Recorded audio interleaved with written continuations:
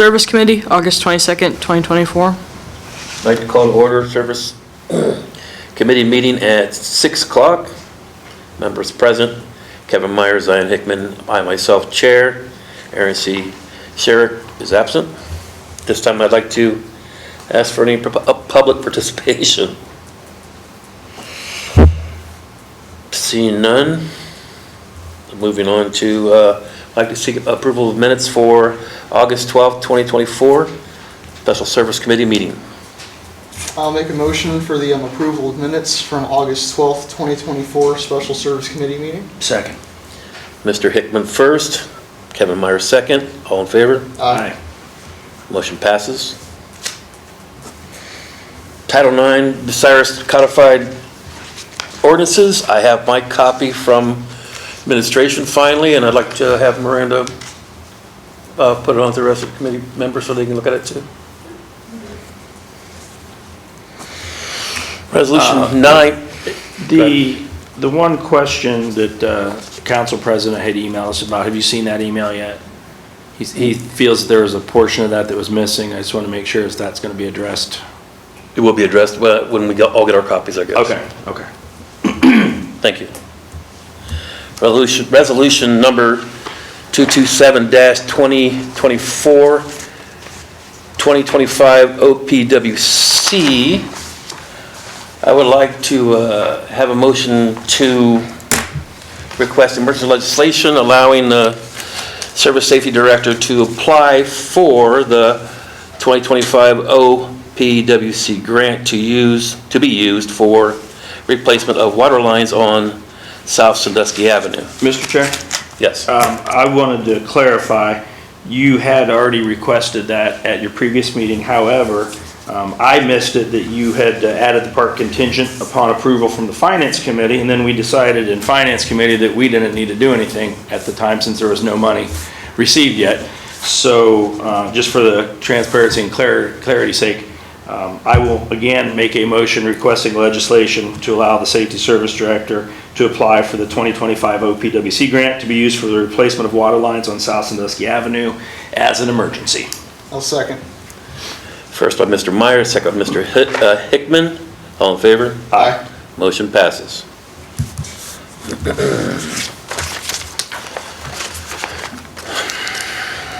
Open projects. I would like to ask for, how's Omni Fiber doing? Do we have any more on that?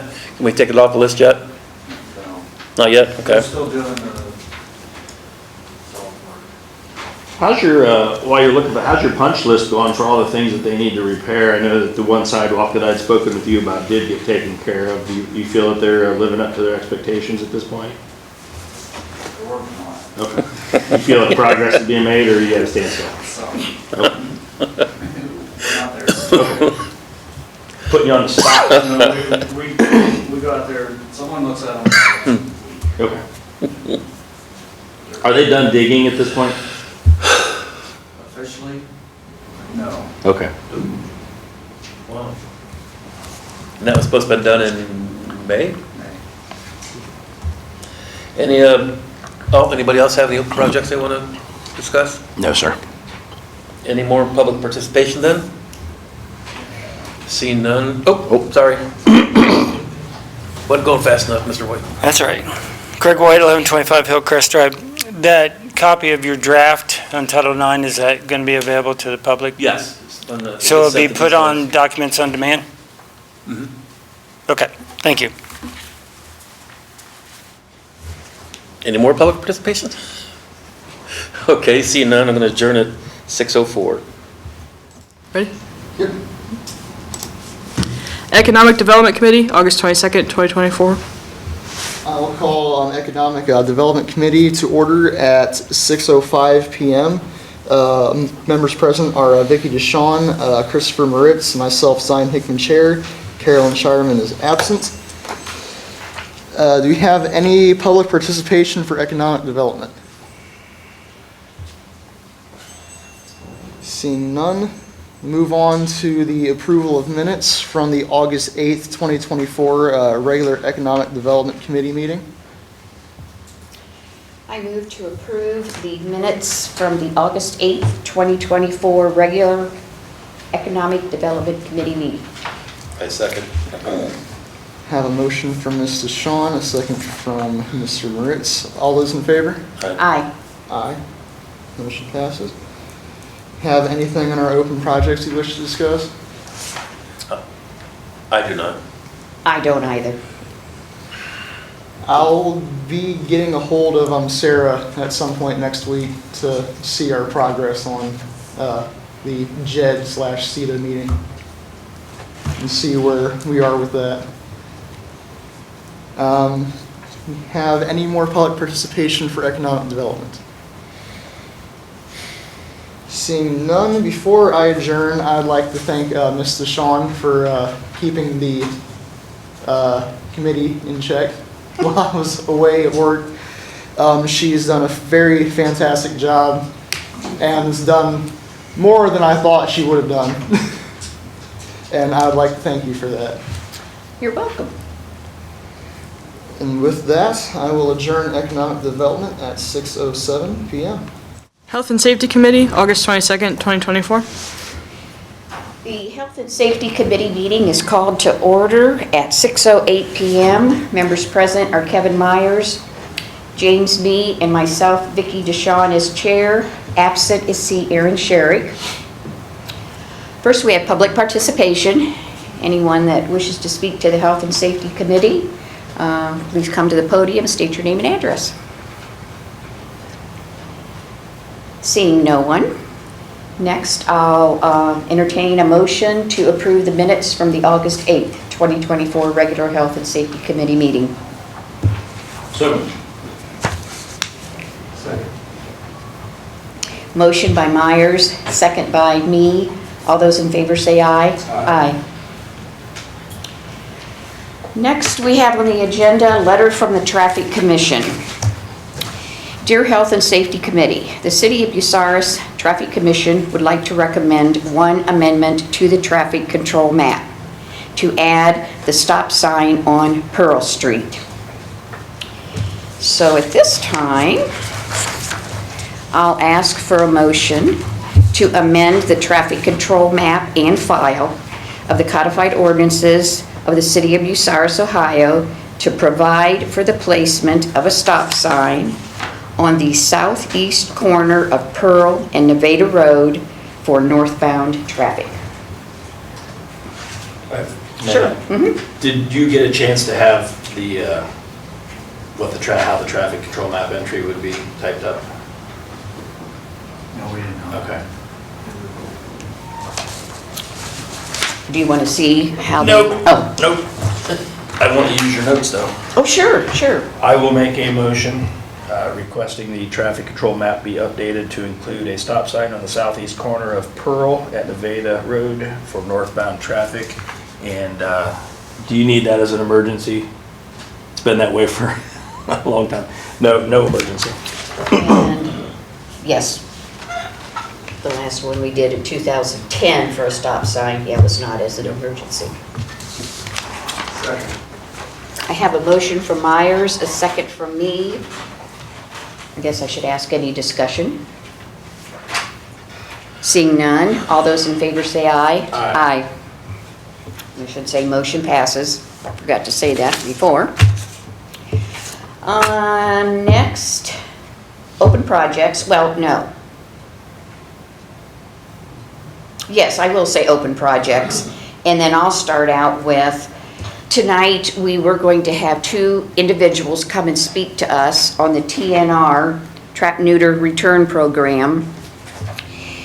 And in speaking with the ladies, I let them know that with the absence of our law director for now, and then we were also looking at having Wessler Engineering come tonight and did not know that when the ladies were going to come and was not sure how long that presentation was going to last. But then Wessler is not coming tonight, so anyhow, make a long story short, the ladies are going to come in October. They will get back with me and give me a date that they would like to come. And when I refer to ladies, these are the two individuals that are working on the trap, neuter, return program. Once I know when they're going to be here, I know Mr. Jakonowitz is here, I will let him know when that date is so that he can be present if he so wishes. And I could also do the same for Mrs. Caldwell. So, any public participation from anyone on the... No one wants to talk, okay. Okay, any more public participation? Okay, seeing no one, then I adjourn the Health and Safety Committee meeting at 6:12 p.m. Platting Committee, August 22nd, 2024. Due to a lack of quorum, the Platting Committee will not meet tonight. Finance Committee, August 22nd, 2024.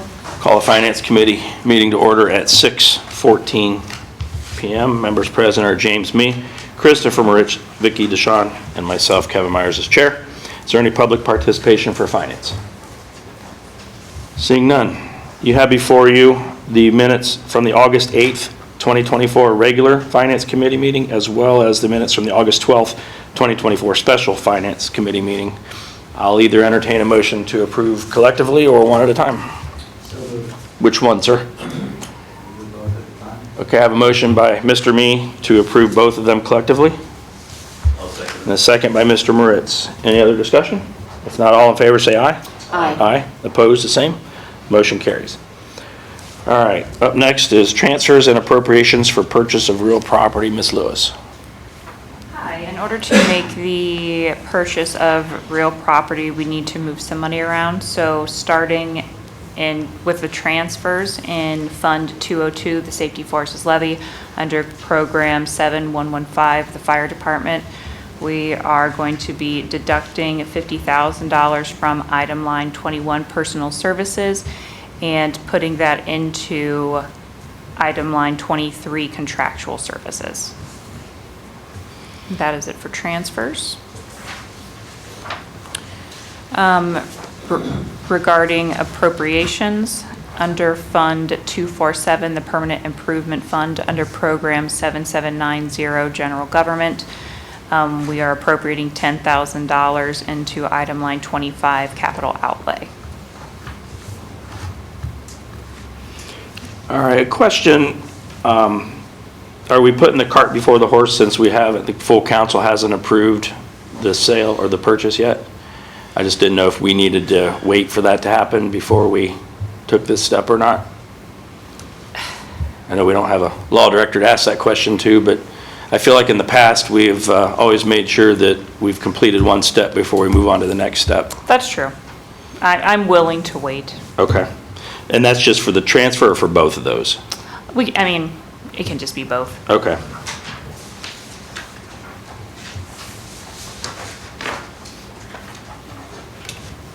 All right, so we're going to hold on to that for the moment. Next on the agenda is the 2% out-of-town worker tax credit. I don't know, did you want that on there? Or?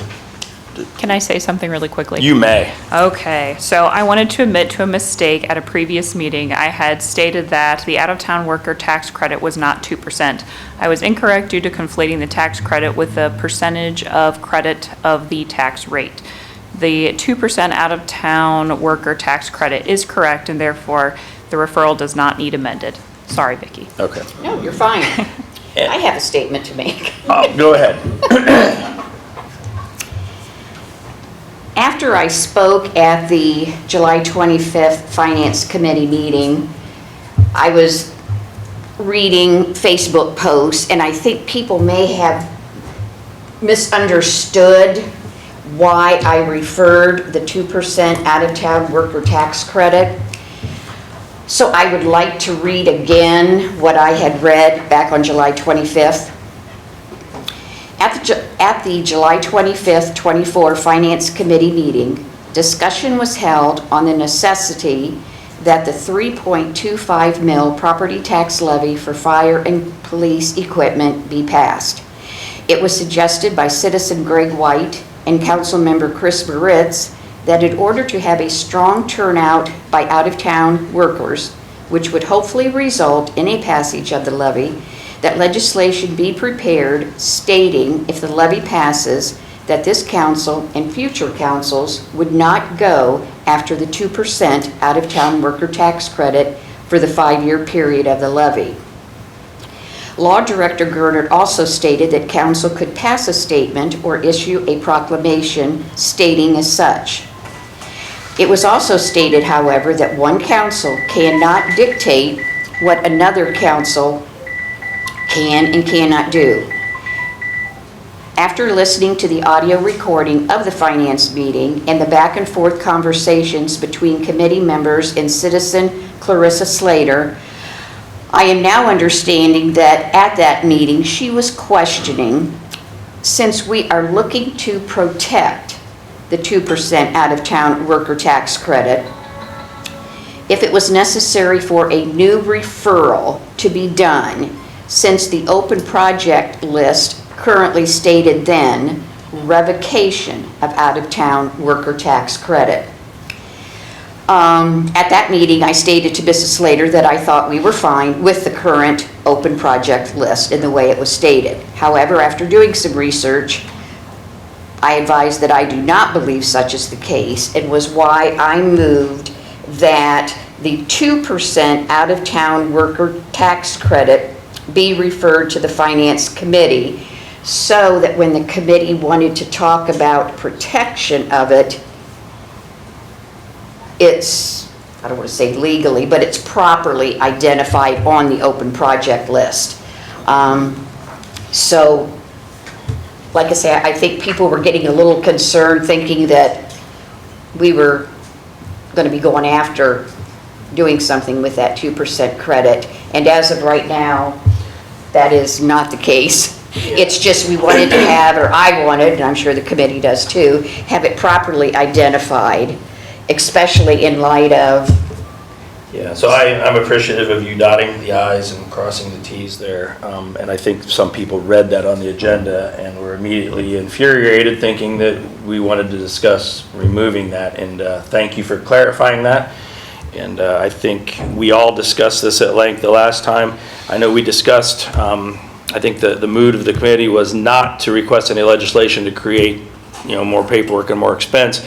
But I think we're all willing to put our names down onto a paper, onto a letter, just to make essentially our pledge that that's not our intent. And so I don't know where that stands, how you guys feel about that. I know there was a little back and forth, and one of the members of the public that spoke said that he didn't think that was necessary. So I don't know where y'all landed on that, but I'll open it up to discussion or what your wishes are. Mr. Moritz. At this point, do I have to excuse myself from this because of that?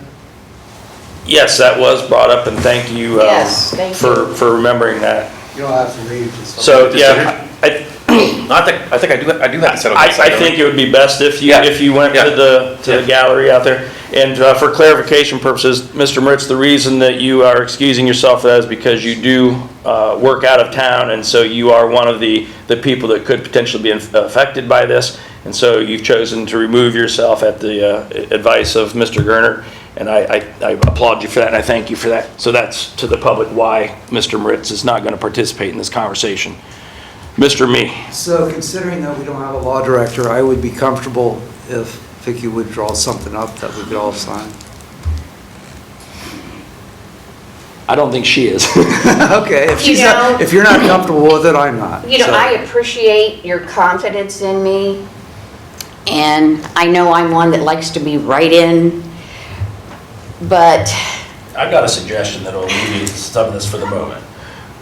Miranda does a fabulous job of doing the minutes. And so, Mr. Me, I'm going to start, and then I'll let you two follow along if you so choose, because I think if we each make a quick statement, I believe that'll be entered into the public record, into the minutes. So I'll start as chair of the committee saying that I have zero intention of looking at that 2% tax credit. I would like to leave it alone. We understand that, we might be in a financial pinch, and I don't want to use it as leverage or as a threat to say, well, if we don't pass the levy, then this. I don't like that.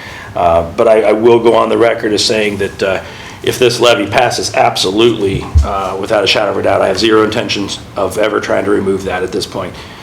Further, just for the record, it is in committee at the state level that potentially could be the case where we would not be able to ever go after that. And so I think that's also something that we need to be cognizant of. And we as a city should not rely on having that as a fallback. I think we need to be cognizant of that. We need to make sure that we get the word out of the purpose for this levy, the intent for the levy, and our plans for the levy. And as Mr. Me and I have discussed at length, we don't want a permanent levy. We're asking for a 5-year levy so that we can prove ourselves when it comes time to say, well, y'all did a great job, we're going to vote for that again, or you guys screwed up, and no, you don't get our vote again. So that's my stance for the record. Mr. Me, I'll let you have the floor at this point. If I ever sign that letter, I will never go back on it. I swear to it. I will never vote for that. I can't, there's nothing else to say after him, you know? I concur with what Mr. Myers has stated. All right. Good job. Anything else on the subject? No. No. All right. I'll invite you back up. If there's any public participation at the end about that, I'll probably ask you to step off again, but sorry to make you play musical chairs. No, and since I'm the one that brought up to the law director the conflict of interest, not only with yourself, but with Zion Hickman, because he's also a worker out of town. Thank you for reminding. Mr. Me, are there any open projects you wish to discuss? No, sir. Mr. Moritz? No. Mrs. DeShawn? No. Any public participation, and I just simply ask if it's about that topic, if you let me know ahead of time so that we can excuse Mr. Moritz before you speak. That's all I ask. You done been given the signal. Sorry, Chris. That's all right. Craig White, 1125 Hillcrest Drive.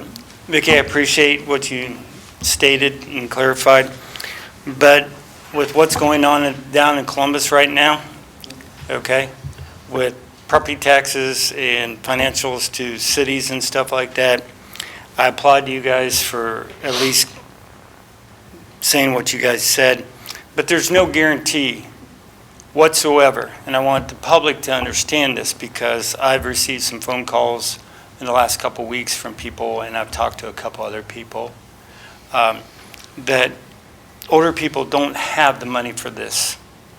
They're on fixed incomes. Their property taxes are sky high in this community right now as it is, especially with everything going on.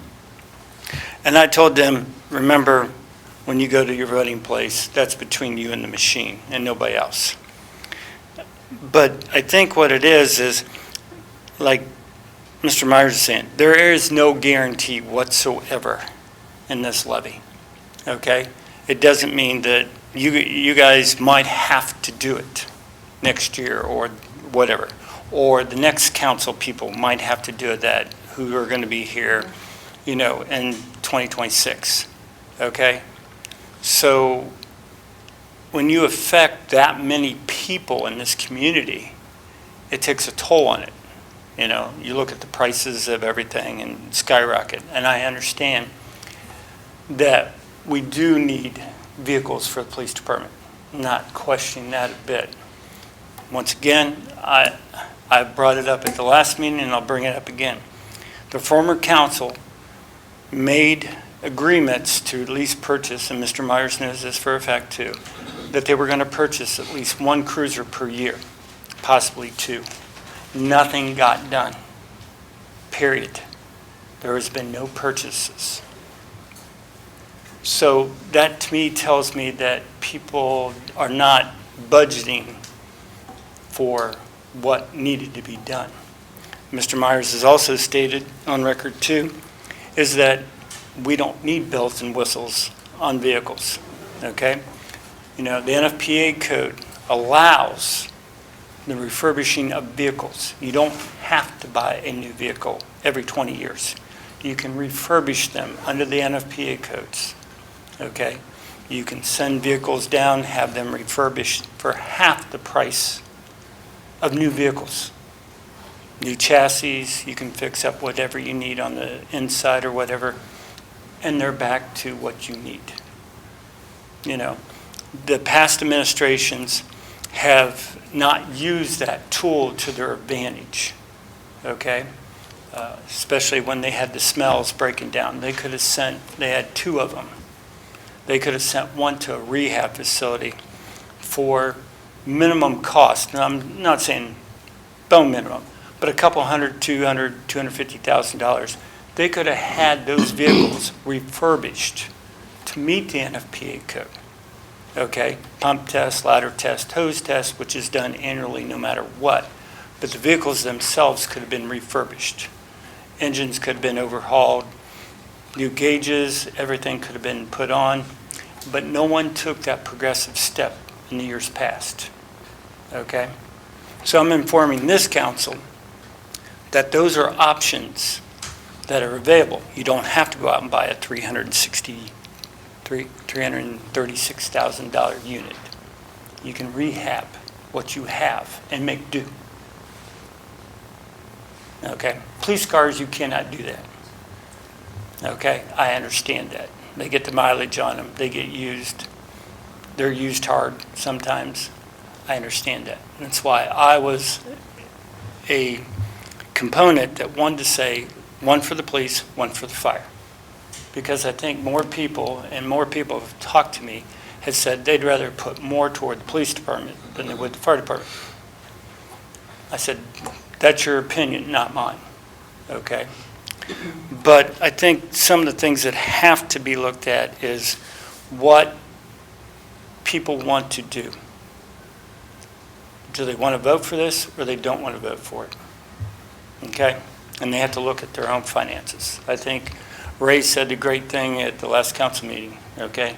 You got, I budget, you need to budget, okay? So that's on that. The next thing I'd like to talk about, and I'd like a little latitude from the chairman, it has nothing to do with any of you.